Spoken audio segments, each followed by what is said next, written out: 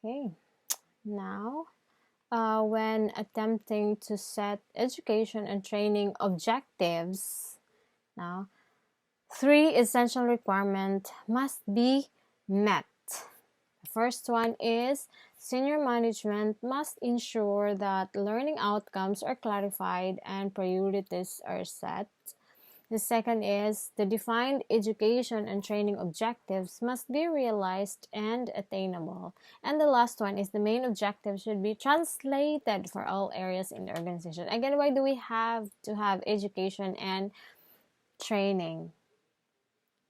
To establish the importance of change. As what I have been mentioning throughout this lecture, you cannot just impose particular change right on. You need to go into a process, training, education, communication, kay para ma-absorb fully or ma-understand fully sa members of the organization why there is a need for change for total quality management. Kay if dili lagi sila makasabot, they would feel that total quality management is not for them and would start to be aloof, or they would render performance that is just for compliance. So, mo na siya. Okay, so when you attempt to set education and training objectives, these are the three essential requirements. Now, large organizations may find it necessary to promote a phased plan to identify this essential requirement. Now, I think I don't need to explain each. No, senior management ensure the learning outcomes are clarified. This is self-explanatory now, so I don't need to further. Okay, the following questions are useful. No, they serve as the first steps when identifying education and training objective. The first question is, how are the customer's requirements transmitted through the organization? Which areas needs improved performance? What change are planned for the future? And the last one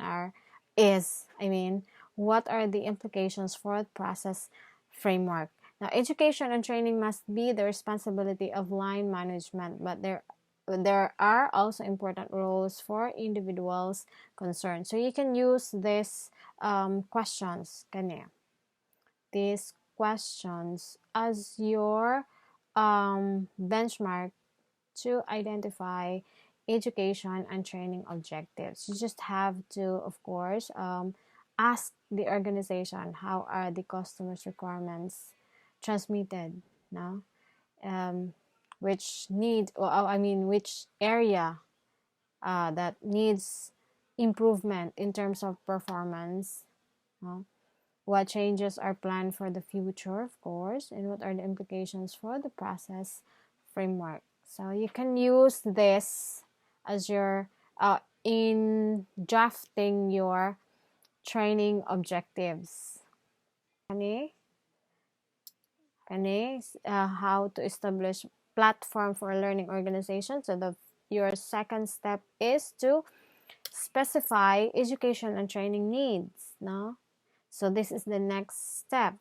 Now the following questions need to be answered for you to be able to specify the education and training needs. The first one is, who needs to be educated or trained? So imo nang tan-awon dito, imo nang i-assess dito, imo nang i-peruse, no? Who needs to be educated and trained?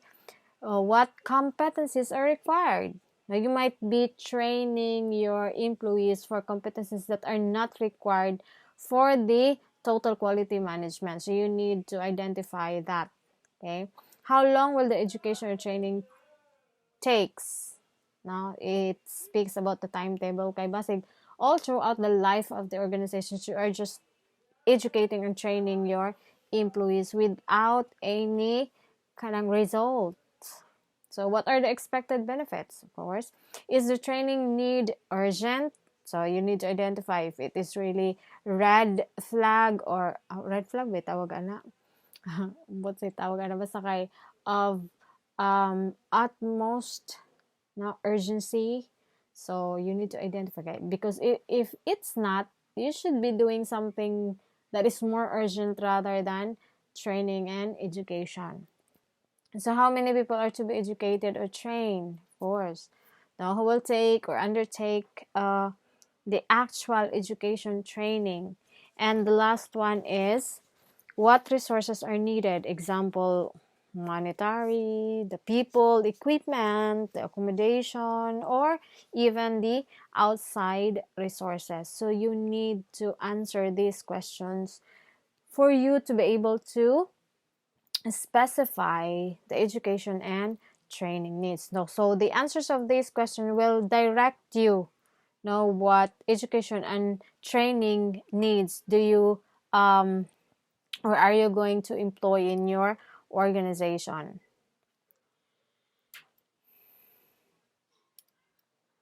Okay, so senior management should participate in the creation of overall programs.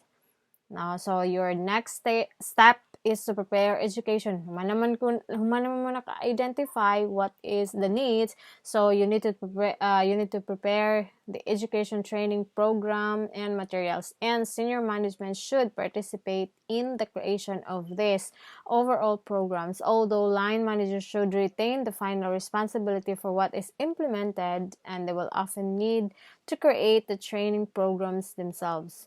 Now, training programs should include, the first thing is the training objectives expressed in terms of the desired behavior, of course, and the second is the actual training content. What is the content of the training and what is it aimed for? The methods to be adopted, of course. Who is responsible for the various sections of the program? So, na dapat. Okay. So, you will experience this in your higher years. Well, hopefully, mawala na ang COVID, so you will be able to conduct training and seminar under, I think, Mavima is holding that subject, training and seminars. So, kana nga subject, mag-conduct na jud mo. Tinuuray nga training. You will look for a resource person, you will prepare the venue, everything. So, mao na siya.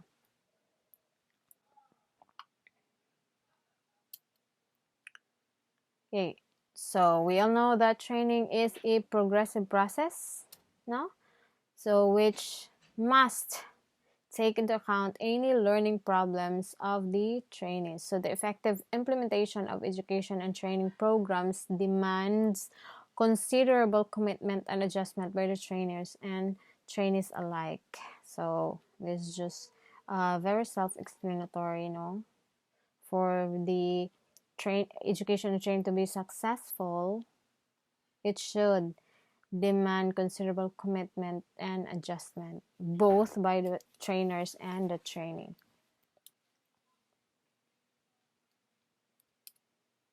So let's assess the result.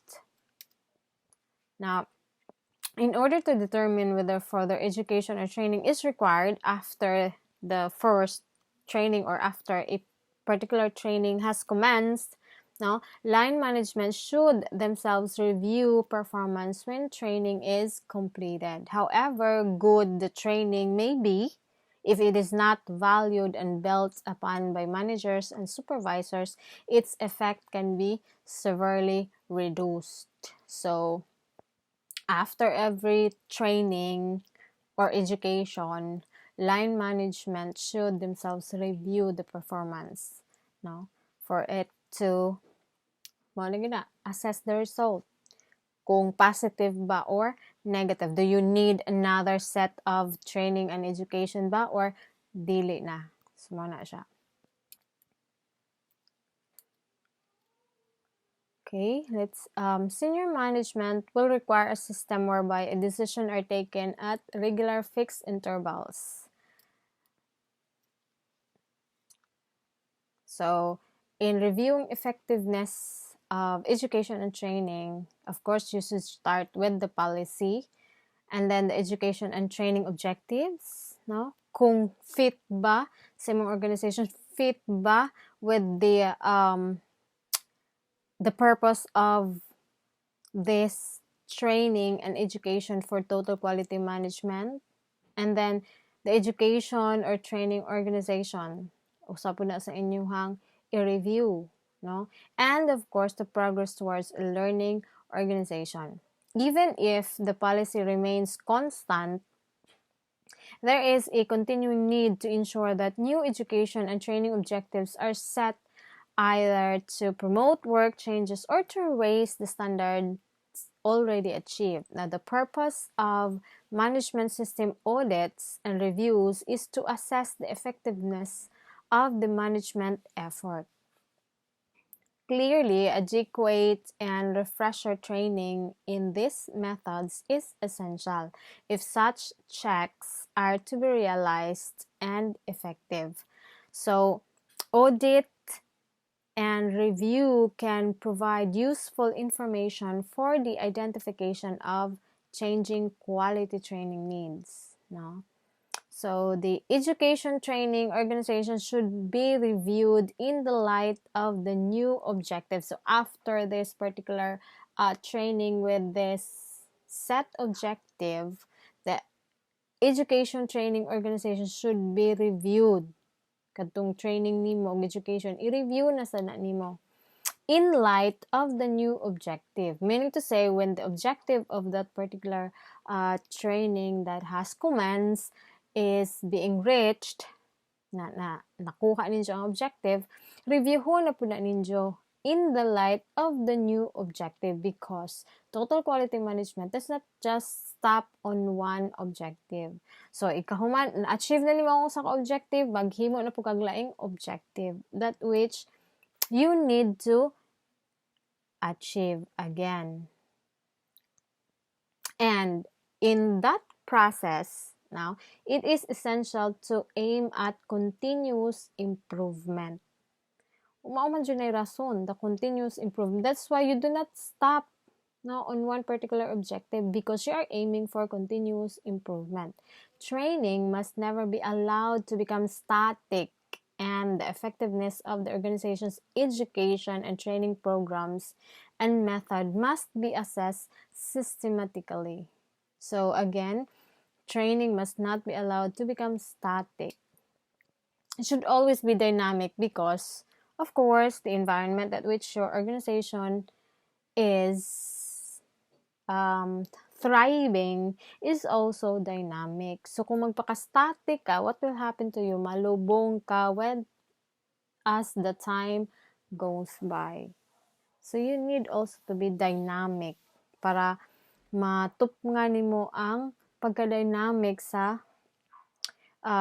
environment that which your organization exists. Mo bitaw nang naalagi tay total quality management kay para maka-cope up ta with the changes in the environment of our organizations. Okay?